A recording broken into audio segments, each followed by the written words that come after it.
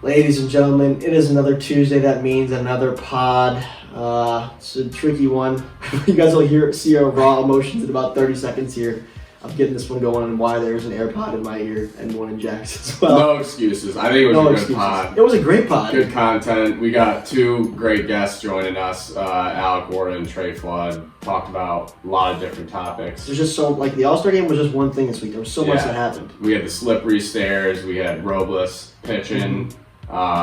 Trey Flood, starting in the All-Star Game, getting the win for the NL. Wiffle and the Mitten. Wiffle and the Mitten. Team record. And it was jam-packed weekend. Jam-packed week, jam-packed pod, rain or shine, sun or snow, we're getting her done. This is the Pipe It Up podcast. Cue the intro.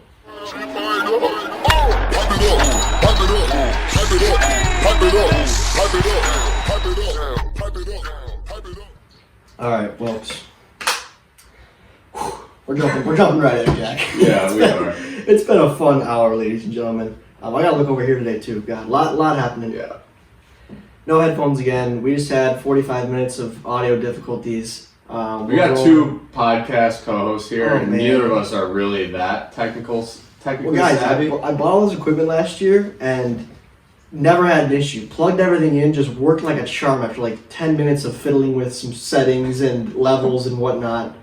And today, man, we plugged it in. Jack got here and just nothing. Alec sounded like he was calling from Vietnam somewhere for a walkie-talkie. It was just so bad. So we troubleshooted for 30 minutes. Then we ended the call. Jack and I put our heads together, and here we are now. It's a complicated system, but I think it works. We're hoping you guys can hear this audio. We're hoping it works, yeah. I'm seeing audio here from the microphones. Yeah. And we got Trey and Alec virtually. It's been a hectic couple of minutes. I'm looking at the wrong camera again.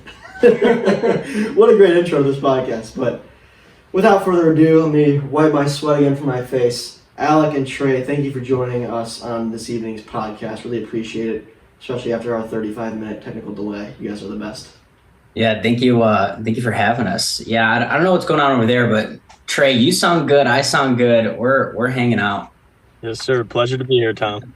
Yeah, just some trouble in paradise, Trey, what was the inspiration for the shades tonight?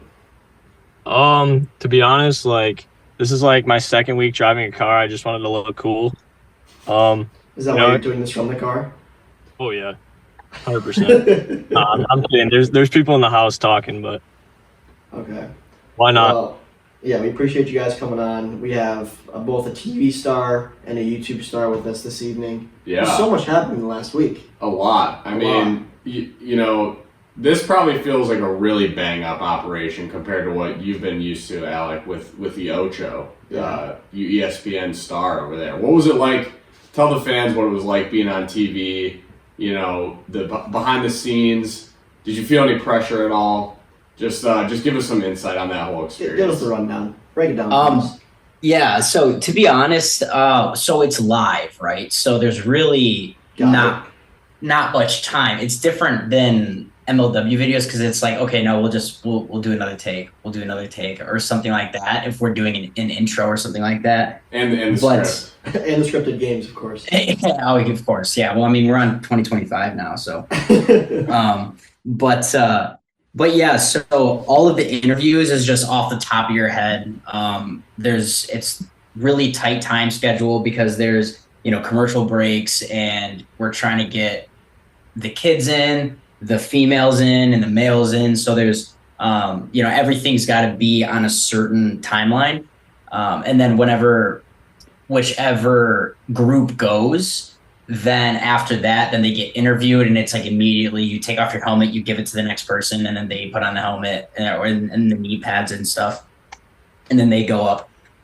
So it was really hectic, not really too much time to think. They're kind of just telling you what to do. They're just okay, come over here, and now you're getting interviewed. And it's okay, we need your helmet. Okay, so kind of we'll tell you. Doing at the Meadows. It's similar, and it's just okay, it's time. Let's go. You're going. Yeah, no, it's just they're just telling you what to do, and then you're okay, I'm here. So you're just a pawn basically, and they're choreographing the entire thing. So you had a couple pretty good clippable moments there in the interviews. Were those things that you kind of thought of ahead of time, or was that kind of in the moment you just thought on your feet? Yeah, that was off the dome. Well, the dome. while she was talking, the first one while she was talking, I was like, I've been climbing stairs my whole life. That's funny. I think that's funny at least, but I'm gonna say it. And then I just delivered it, however I delivered it, and it's so. And then it ended up being good. So yeah, all off, all on the toes. Dude, Yeah. I gotta say though, I think that's how you should always operate. I think Kyle and I should never give you a script again to speak on because you got those lines off pretty flawlessly. Yeah. Like that little small great. versus tall line, you nailed that. I was like, Alec is the man. Like, let's go. Yeah, You represented that was as well. that was right off the head too. Because like I said, it's so quick. Like I got off, like you get off the stairs and then you give your helmet away, and then you Zoe, who's Zoe was the reporter that's interviewing and sort of the main reporter there. As soon as I get off, I give my helmet, and then she just pulls me and she's like, okay, you're getting interviewed, and then you're sitting there, and then it's like, okay, 3, 2, 1, you're live. And then she interviewed the Jack, who was Jack's Oh, super cool. yeah. He's a comedian on YouTube. I don't know his plug right now, but he's a really funny guy. They're interviewing him. He's talking, and I'm like, oh, he's super tall, and I'm short, so that's funny. And then I was like, oh, tall guy versus small guy. I guess that's funny. And then like right away, I just said it. So Just drop It was- it. Like you've done it a million times. real I quick. have to. Obviously, MLW, the videos, they're not live other than like the Instagram lives. But I mean, would you say that your experience just talking in front of a camera in general, like doing the award shows, things like that, kind of gave you a little bit extra confidence? Because I feel like going into that, if you were someone, I'm not even really sure who was competing in that event, but if you were someone who like isn't in front of a camera a lot, it would be pretty like intimidating. For sure helps a lot, because just having the camera there can be intimidating, especially a big camera. So like a TV grade camera, they got the headsets on and they're like, you're live, and people have earpieces They in actually and know how to microphones. operate their equipment unlike us. Yeah, they have actual microphones. No, but So do we, Alec. Ours aren't fake. Ours are real. I know. Yeah, it definitely, the cameras aren't scary, because, I've been doing MLW for so long. And I also talk a lot at work, and I'm, showing my face at work and leading meetings and giving like talks at work a lot. So all of that just sort of helps and allows being on camera feel really natural and stuff like that. So definitely helps. Yeah, you've been doing it for years, man. It was cool watching you. Hopefully Trey was tuned in too. I think most of the guys in the league were, but it's just Thank you. It's been a long time, and just seeing you and Jordan that day too. I tried to get Jordan on tonight, guys, but he was unfortunately unavailable. It was kind of a last second notice, so partially my fault. But just Probably better we didn't have a third. yeah, guy my this gosh, week this has anyway. been a nightmare since. But just seeing you guys on TV, on ESPN nonetheless, and seeing you smiling, getting hype out there and on the camera, getting interviewed, it's just cool. Like, it's hard to appreciate sometimes. We've been doing this for so long, and like, I think the word is like jaded to it a little bit, but it was cool. It was fun watching you, and it was a busy week, getting ready for Wiffle and the Mitten and everything else that's going on in MLW. So for me to like be sitting there getting stuff ready for the tournament, bats and balls and whatnot, and just to have you on the big screen on ESPN it was cool, man. We just enjoyed it a lot, and I hope your family and friends did too, I'm sure. Yeah, thank you.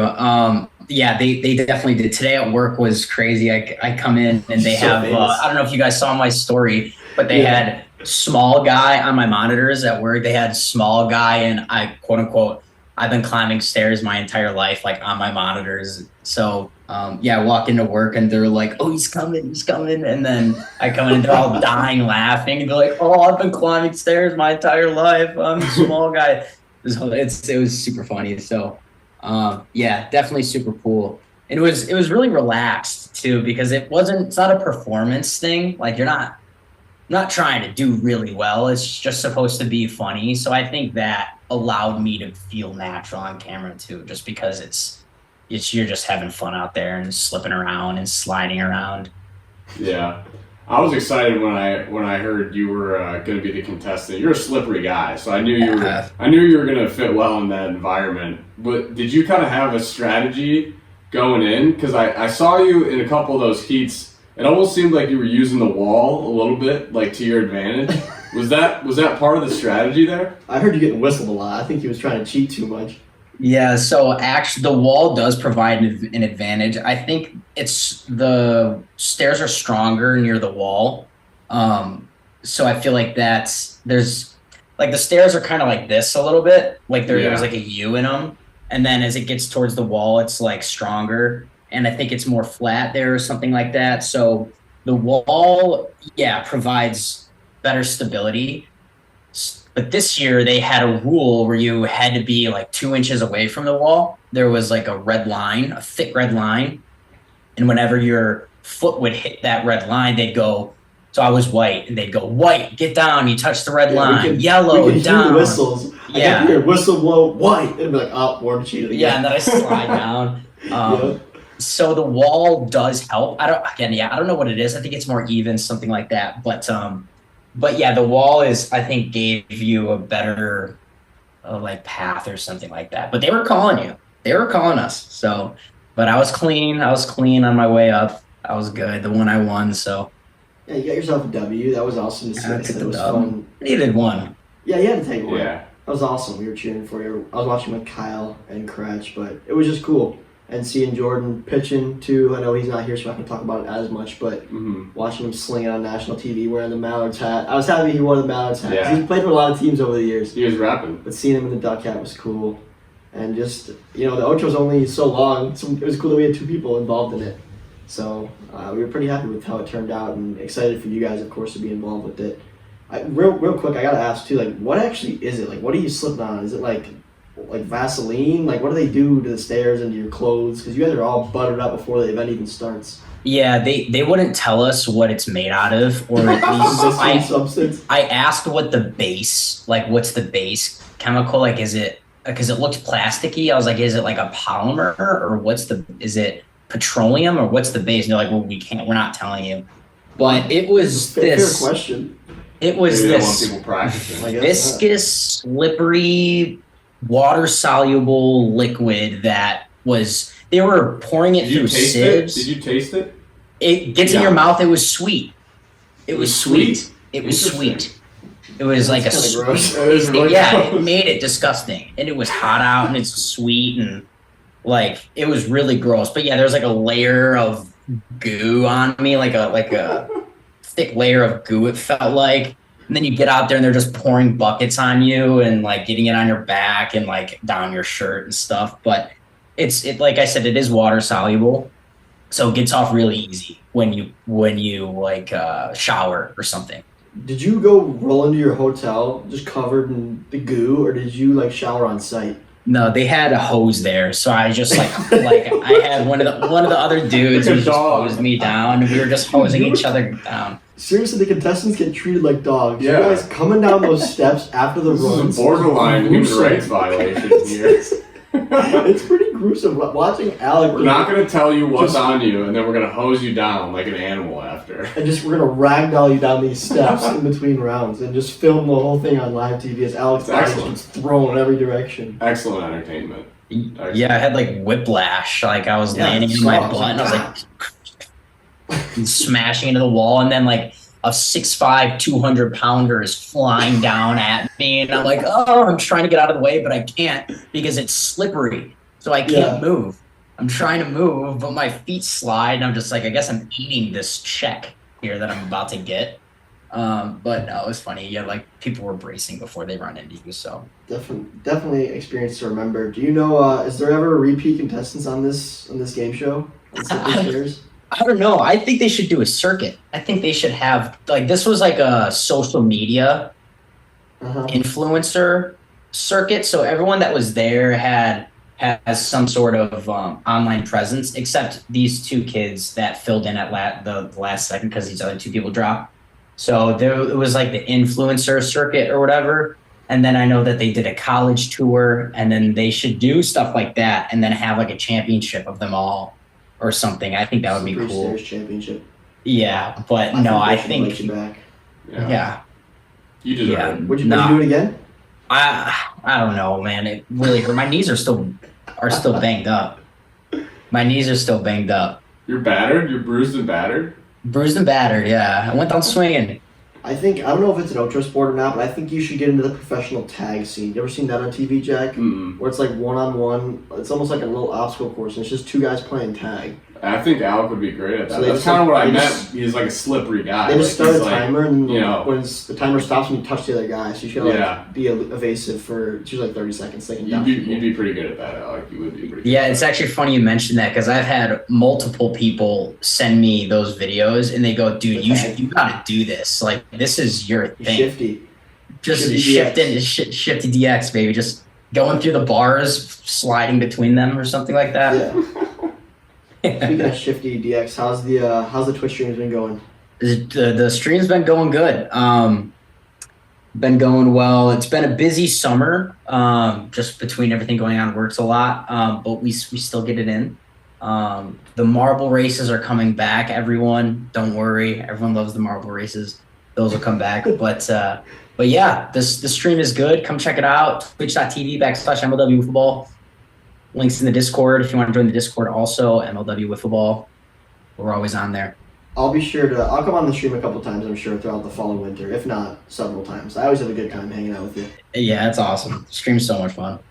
Transition here a little bit. We'll get Trey talking as he's been sitting here in the shades, just mean mugging us for the last 20 minutes. Wiffle and the Mitten, both you guys came out this past weekend to the Wiffle and the Mitten tournament. Great tourney, 94 teams if you guys didn't see on Instagram, so about 350 kids, 350 players. It's crazy. Wow. Didn't feel that bad, though, because it's kind of spaced out throughout the day. We had 9 fields and a lot of help. Thank you to all the players, MLW guys who helped out. But it was controlled chaos, I'd say. I think we did a pretty good job at managing it. I just wanted to get your thoughts, Warda. You rolled in kind of midday. And Trey, of course, you played in it, helped run it a little bit as well. So what are your thoughts compared to years previously at Legacy? I've been to the tournament now for 4 years now. No, that was my 4th year. So the first one we went to was in 2020, and that one was unbelievable. But it just seems to get better like every year. Like there's always like new little things added to the tournaments. It's always ran like super well. I just think it's cool, especially for like the fans. Like I remember when I was like that age and I'd see you guys, like now being like that guy that people look up to is like just really cool. And I don't know, it's just something really different for me. Like there was this kid that came up to me and he was like, you're my favorite player. And I thought he was joking, but he started freaking out. He started like jumping up and down. And I was like, I thought for sure he was joking, but just like stuff like that just like made my day. And, I just thought it was a great tournament overall. Great competition again. The 13 to 15 division was insane. Even the 16 up too, just lots of great competition and another great weekend for MLW with football. Very true. That is cool that you have both those perspectives, Trey, because I unfortunately don't. But I'm sure it is a bit of an interesting transition coming from fan to player, MLW player that is, at one of these events. So good for you, dog. You deserve a platform. We've definitely got a few of those, Yeah. players in the league that have been recognized at these tournaments and have eventually made their way into the league and then are working the tournament events, which is pretty cool. Were there any other people that either you guys saw or you, Tom, any players that stood out at this tournament that are not in the league yet, but some prospects? Some prospects? You don't need to name names necessarily, but honestly, I can't even tell you a name for this kid, but I don't know how old this kid was. Couldn't have been old because he looked really young. He was in the 13 to 15 division. But I'll give him a shout out on off chance he hears this. There's a team in the 13 to 15 division that was called the Marlins. Okay. They didn't make it far. I think they went 1-1 the first day, and then they were a one and done on Sunday. But so they probably got to like the quarterfinals of the round before that. But this kid was not a tall kid. Probably under 5 foot, young looking, left-hander. Didn't throw real hard, but this kid was so dialed in the mound with the movement and the control was unbelievable. He was putting on an absolute clinic, guys. So, and this is when I knew he was like the guy. So, at these tournaments, it's a bucket of balls, scuff balls, not a one-ball tournament. So each ball is a little bit different. It makes it really difficult to throw consistent strikes, especially with a variety of pitches. A lot of pitches are limited to 2, just like 1 to 2 pitches that they know they have control over. Right. Can be consistent enough. But this kid had like 2 or 3 balls left in his bucket, okay? He kind of picked one up, looked at it, put it back down, picked one up, nah, picked it up again, nah. And I had one next to me that I had a foul ball that came to me. He's like, can I see that? And he's like, yeah, I tossed it back to him. He took one look at it, refocused, hit his windup. It's a 3-2 count, by the way. Hit his windup and just put this thing on the corner, a disgusting drop ball. And I was like, this kid is him. I was like, that was the most unbelievable thing I've ever seen in my life.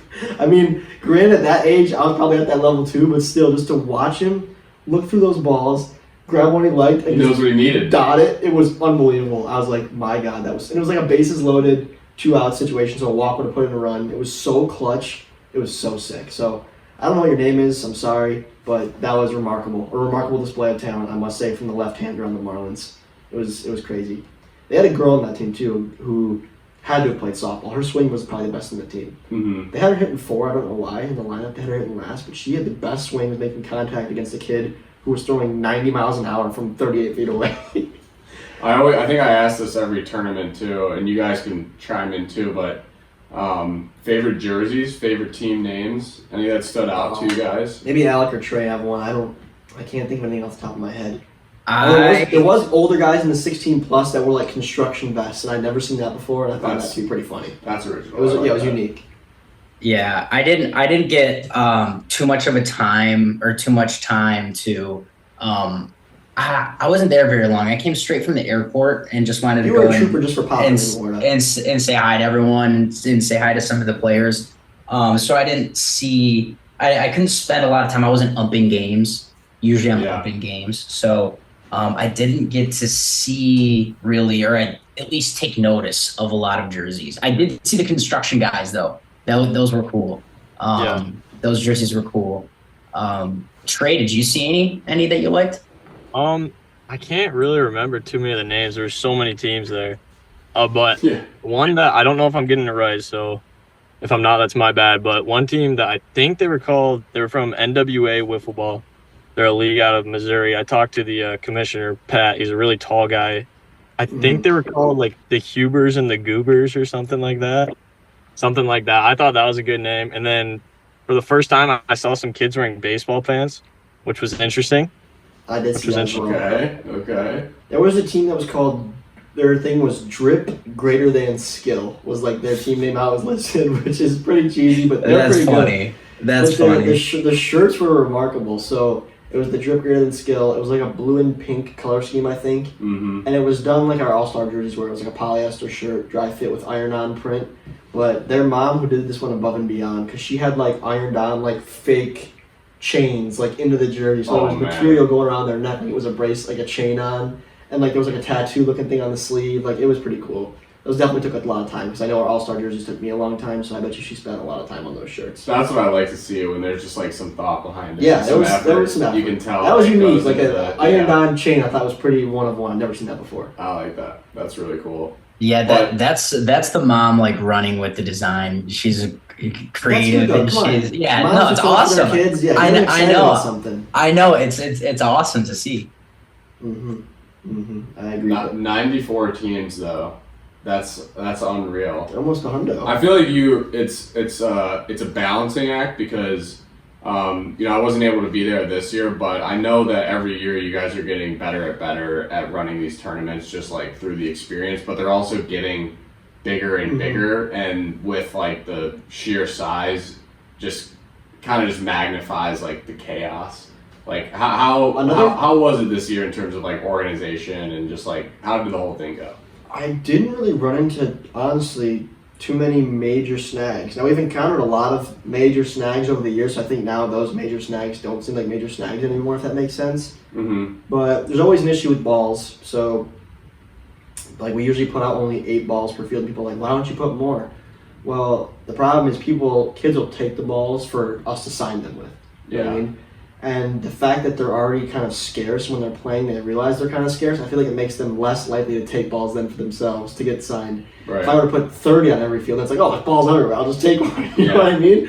I'm not saying the balls are super expensive, but when you get 50 to 100 balls stolen from you every tournament, like it adds up a little bit. I mean, it gets kind of annoying. So we have extra on hand beforehand, so I'm kind of replacing balls throughout the weekend instead of just like putting out 40 at once and then just having balls everywhere, people taking them and whatnot. So that's always something we try to balance a little bit. I wouldn't say we found like the perfect formula for that yet, but if a kid, I'm not shy about it. When a kid brings me a brand new ball, he's like, can you sign this for me? And I see it and I know I scuffed it. I'm like, dude, this is a tournament ball. Like, if you want me to sign something, I might have a cracked one I can give you or something, but I'm sorry. Like, Yeah. you can't.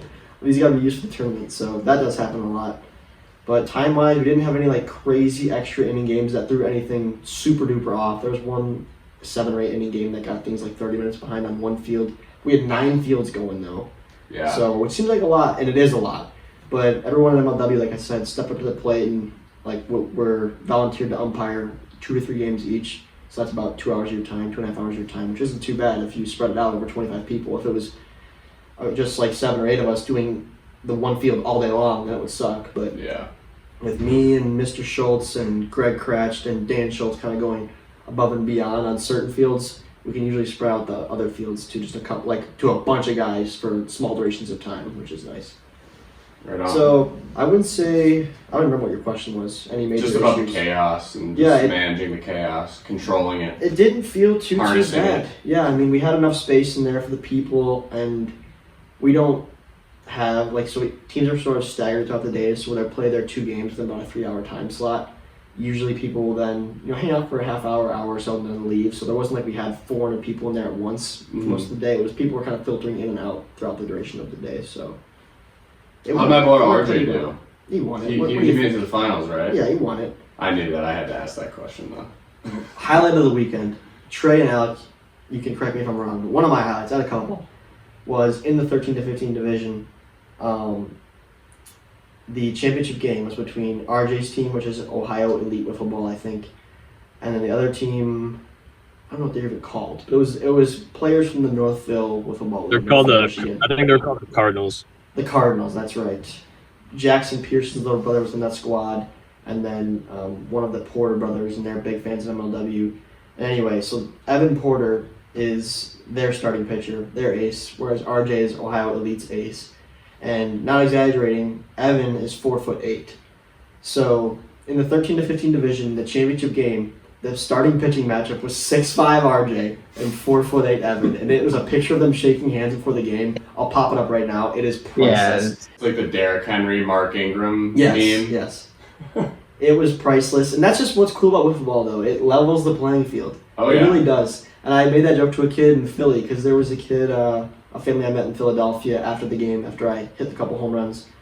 And he was like, those bombs are awesome, blah, blah, blah. And his dad was like, yeah, he's one of the smaller kids in his baseball team, too. And your mom said that was you growing up. And I was like, the thing about wiffle ball is you can still hit 4 bombs even if you're the small guy. Doesn't matter. Because it really doesn't matter too much. So that's what's cool about it, is it kind of levels the playing field and brings kids from all backgrounds together. Now, granted, some kids are better than others, for sure. Mm-hmm. But in terms of, like, things that are out of your control, Yeah. like being 4'8" versus You could almost 6'5". you could almost argue RJ's height might be a disadvantage at the plate. At the with plate, our, for with sure. our the metrics of our strike Yeah. zone in our league, you know.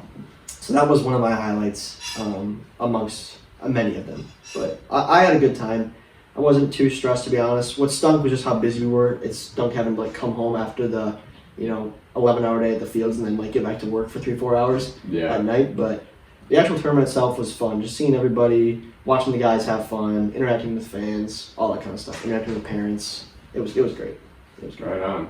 Right on. So we still have these videos coming out every Friday. Home Run Derby, All-Star Game. This Right. week is Cats Preds. We've been so focused on these events that like that's been where my attention's been at. But Yeah, it's been a wild I'm sure a lot of you guys want to hear about the wild All-Star Game today. last few weeks, and we got 2 more to go. We're Two more to go, Two right. down, 2 to go. We got Yeah. St. Louis, check. Wiffle Mitten, check. And now we got Vermont, Mini MLB Series, and then New York Tournament, Long Island. Gauntlet. So we're The good, August man. Gauntlet. I know, it's stressful. And Those are big, yeah. the old hour delay of podcast technical difficulties doesn't help, but Yeah. getting it done. But I do want to talk about the All-Star Game a little bit. Right. Trey, you got the starting nod in that game. What were your thoughts when you heard from manager Jimmy Norp that you were going to get the Rock to start this year's ASG? So it was like probably I think it was the day of the All-Star game. He texted me about like The day of? yeah, I think it was the day of. Texted me I think about 2 hours before the game. So I'm showing up like I was just hyped to be an All-Star. Like I honestly was like if I don't even play or whatever, like I don't even know. Like if I was just chilling on the bench, I don't care. I'm just happy to be there. Like happy to be part of the squad. Like it means a lot to be an All-Star this year. But he texted me out of the blue and he's like, "Yeah, you're gonna be the starting pitcher." And I'm like, "Wait, what?" So like out of nowhere, like I'm thinking like there's no way I get this start. And then next thing you know, I'm checking everything out, hearing from the guys, and it's RJ versus me. So hearing that was like pretty incredible. Just like I always just like to think back like where I've come from, like especially just like it's just super cool to like think the way that I just was playing in my backyard with like my brother and stuff and my friends and neighbors, and now to like be here, like just like watching you guys growing up and stuff, and now I'm like in those All-Star games. I always like thought like the All-Star games were like probably the coolest part of the year in my opinion. I always loved All-Star games. So just being there was one thing, but being the starting pitcher really meant a lot. Yeah, It's cool. I mean, yeah, you definitely had a heck of a year so far. That All-Star Game, nomination was well deserved. You came in and threw 2 perfect innings, right? Yeah. Is that kind of your proudest moment this season, or even maybe in your career as a Diamondback? Yeah, I would say it's definitely up there. I got a little scared. First pitch, Kyle almost took me deep. It is true. We were good. But after that, I kind of settled in. See, I was honestly pretty nervous at first, just because like I'm always like a little bit nervous before the MLW series, but just knowing that there was a lot of people at the field that day, and knowing that this would possibly get more views than like some of the other videos might. I definitely had a little bit of extra nerves, especially being a starter in a big game like that. But I think once I settled in, I was fine. I actually didn't throw I probably threw 2 strikes in warm-ups, and I threw about 40 pitches. So kind of like RJ did in that one series. Yeah. It was about the same way. So once I settled in, I was fine. But yeah, it was pretty much it. I'm curious, Trey, what's it like you said, because you used to be that guy watching us thinking of the cool games. And I know we have a lot of guys from the Bay City Wiffle Ball League, which is your Wiffle Ball League, in our MLW league now, such as yourself, your guys' brothers, Preston Colm. But there's still a few other of your homeboys I know who are still just considered fans at this point, although who knows, maybe they'll get drafted next year or the year after that. We'll see. But what's it like for them? It's like seeing you out there now. Is there any jealousy there, or is there like a great divide there? Do they almost feel like they're one step closer to seeing you do it? No, I don't think there's any jealousy at all. I mean, we hang out all the time. We're always practicing whiffs.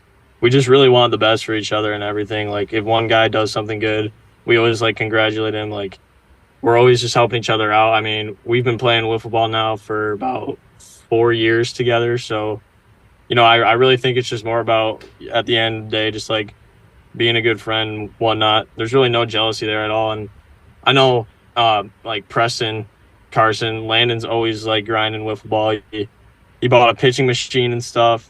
He's throwing bullpens like probably 3 times a week. He's doing everything he can.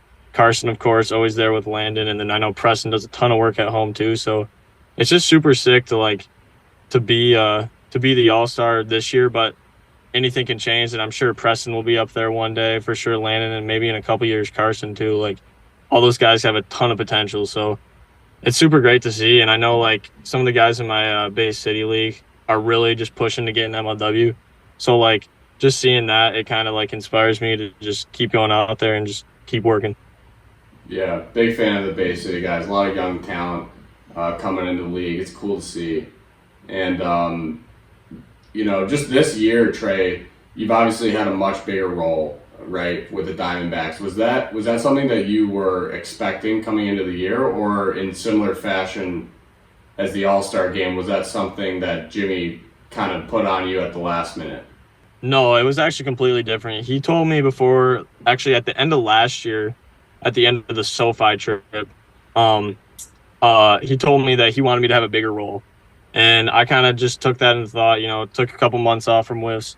And then I got back to it right when it started getting nice out. And I mean, I was just grinding out there. I was throwing probably 2 to 3 bullpens a week in like 40-degree weather. I was doing everything I could to just become better, just develop more pitches, do anything I can to, be a stronger pitcher out there in this league. And it's worked so far. And, I'm sure there'll be some bumps along the way still, but, I appreciate him putting his trust in me, and I'm super thankful for that. And also, just my teammates really helping me out at the plate this year. I really appreciate it. Like Bennett has really come through big time. Love that man. Pishka doing it, and even Shima and Jim, of course, and then of course Jonah. doing what they do. Yeah, so you mentioned obviously those bullpen sessions and like developing your arsenal. Before this podcast, it was funny that you came on because I get like DMs from people who listen to the podcast or whatever. Had one fan that just said, if you ever had Trey on, like had a couple questions to ask you. So one question was, how many different pitches do you have and what are they? One question was, what pitch do you like to throw? First pitch of the at-bat, and then what's your go-to full count pitch? All right. I have a lot of pitches. It really depends on the day what I'm throwing though. Like it really depends on who we're playing type thing. So it depends on whether it's a lefty or a righty, that sort of thing. I usually like to stick to just the slider, riser, and drop. Occasionally on 2 strikes, I'll throw the screwball overhand. I'm looking to develop a underhand or like Kyle type screwball. I used to have one of those, but I kind of lost it over the years, so I'm trying to get that back. Usually on like a full count, I'm throwing usually risers, just trying to get it past the hitter. Doesn't always work out, but I think it's just a good pitch. I'm pretty confident in both my drop and my riser to hit the zone. But honestly, yeah, I'd say that's it. Did I hit everything there? Or did I miss a question? Yeah, no, I mean, that's good to know. I mean, that fan was me, really, because we're playing tomorrow. So that was a pretty good scout. Oh, man. I've never played you. That was a pretty good scout, though. So I'm excited for that. And honestly, the rest of the league's having a hard time hitting you, too. So you're welcome, guys. Oh, thanks, Jack. Appreciate that. I'll take that in consideration in the postseason if I make it there. If I have to face Trey. Good one. That is A1. Sorry, Trey. Right there. Sorry, Trey. This is war, Trey. This is what I think of on my hour long trip here driving to the pods. What can I ask Trey? That's actually so funny. Oh my goodness, what a pod it's been. Trey, real quick, I wanted to ask you too, just about your NWLA tournament experience. What was that like playing in your first like fast pitch top talent tournament, including older guys? Because you played the U17 last year, but you never played against the big boys like old Tom here. Yeah, so it was definitely a special thing for us. So first of all, that was like our first time ever bringing like a full like Bay City wiffle ball team to the NWLA tournament. Obviously, like you guys, MLW, of course, like is a real reason that we even got our names out there to begin with. You guys play a huge part in that. So just bringing a team of Bay City guys meant a lot to me as like a commissioner of our league. It was super sick to see like guys that like just started playing wiffle ball. One of the players is Carter on our team. He just started playing wiffle ball last year, and we're already bringing him to a national tournament. So stuff like that's just awesome to see. I really can't complain with how we did. We lost in bracket play, but we beat some of the best teams there. So I'm super proud of the guys, and we're really excited for next year. We kind of understand the rules better, understand the pitching tactics a little better.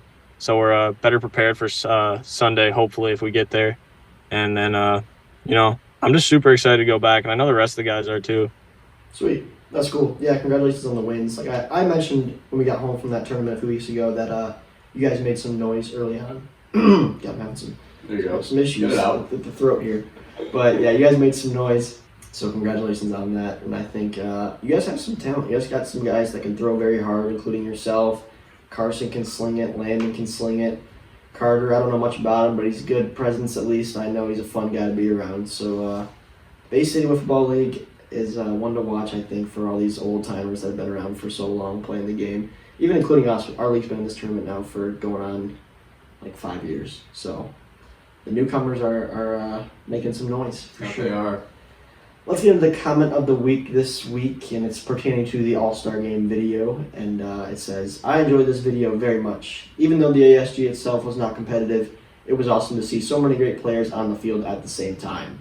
It was great to showcase for Trey Flood, who was perfect through 2 innings with 5 strikeouts, and Jordan Robles, who hit 2 3-run home runs, and the exact opposite of a great showcase for Drew Davis.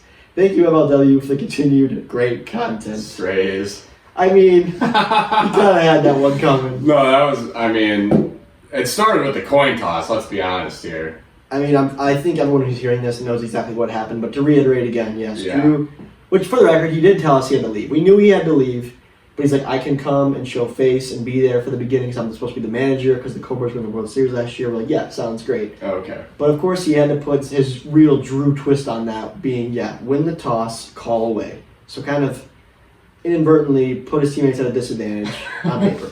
Calls away. Strikes out in the first inning, I think. Goes out in the field, makes 2 errors, and then leaves. Everyone in the AL is looking around like, did that just happen? Like, cause no one really besides me and Kyle knew he was going to go. Yeah. And then he's like, I got to go, after he just totally put the AL in a worse spot than they were to start the game. It was hilarious and a top-tier Drew moment. For True sure. Drew fashion. True Drew fashion. Yeah. When I was there and I saw him do that, and I thought he like made the 2 errors, and I thought he was just like, I'm leaving. I thought he just left because he made 2 errors. That's what I'm saying. Like, what is going on right now? I was like, why is he my God. He rage quit from the He ASG. pretty much did rage quit. I mean, it was probably for the better, honestly. The AL were already in a hole at that point. The National League, we did what we should have did last year. Last year we had him down 7-0 or whatever, and we didn't put him away. Yeah, it was a revenge game. Kept the It foot was a on the revenge next game. year. It was all business from start to finish for us. We were not losing this year. I mean, you could pretty much tell right after the first inning. Trey was dealing. That it was Jordan like was hitting the bombs. NL they were there to play. Yeah. They were there to play. It was well deserved. Led by the young T Money himself. But yeah, we went after that one and we got it. I was skeptical. I went after Jimmy for his managerial style last year in both the pregame intro this year. And we had a podcast last year where I roasted him. Do you remember that? Yeah, Before I do. the pod studio days and these microphones, which apparently aren't working so great anymore. But before we even had these ones, I remember talking in my parents' basement about how Jimmy mismanaged that by putting Cheatham into the game. Yep. And this year, Jimmy's like, Chris is pitching again. I'm like, why is Cheatham pitching? I love you, Chris. I'm like, why are you putting in Chris? He's like, Tom, Chris has got to go in there. I'm like, no, he doesn't. Pitch somebody else. But Chris went in, and I said, Chris, he got himself into a jam, I think. I was like, Chris, you get us out of here. I was like, I'll buy you some crispers from Chili's. And I think he was scoreless. He was a shutout. So, yeah. So I owe Chris some chicken crispers from Chili's. But I was happy we got the win. I think that was the National League. Congrats to the NL. I think it's finally starting to actually become a rivalry because they haven't won very many. So we got to throw them a bone every once in a while. You know what I mean? Okay, Jack. Okay, whatever. But we got it done. We got ourselves locked up for the World Series, home field advantage. Now I just got to make sure that Jimmy Norton and the D-backs don't get there. Yeah. And then I get there instead. There you go. But there's also the Eagles to worry about. The Gators, I'm not too worried about right now, but you never know, I guess. And you never know. Not going to be easy. It's going to be earned, not given. That's for sure. I got to get the All Trey good Flood things. complete too. All good things, earned, not given, including a smooth podcast. Which today, content-wise, we've done a great job. I think we earned it. But it was certainly not given. No, it was definitely Certainly earned. not given. It was definitely earned this week. But I appreciate both Alec and Trey joining us this week. Bummer we didn't get to hear from Jordan, but I know he'd be hyped about his performance on national TV. I know he wanted to hit a bomb, but the guy pitched well. He was getting hyped. He was pointing to his mallet's head. He was cooking out there. I think it was just a cool experience for him, just like it was for Alec. So I'm sure at some point he'll be back on the pod. We'll try to go to a quick aside on his Ocho experience as well to compare it to Alec's. But it's been a fun week. Busy week, but a fun week. And I'm sure we're going to have similar weeks these next couple. Yes, sir. So I appreciate you coming over too, Jack. Thank you. And dealing with Absolutely. my shenanigans over here. Hey, wouldn't have it any other way. Wouldn't have it any other way. But all right, folks, appreciate you tuning in. Nick Saylor's middle name rhymes with fuel, and we'll see you next week. Pipe it up, pipe it up, pipe it up, pipe it up, pipe it up, pipe it up.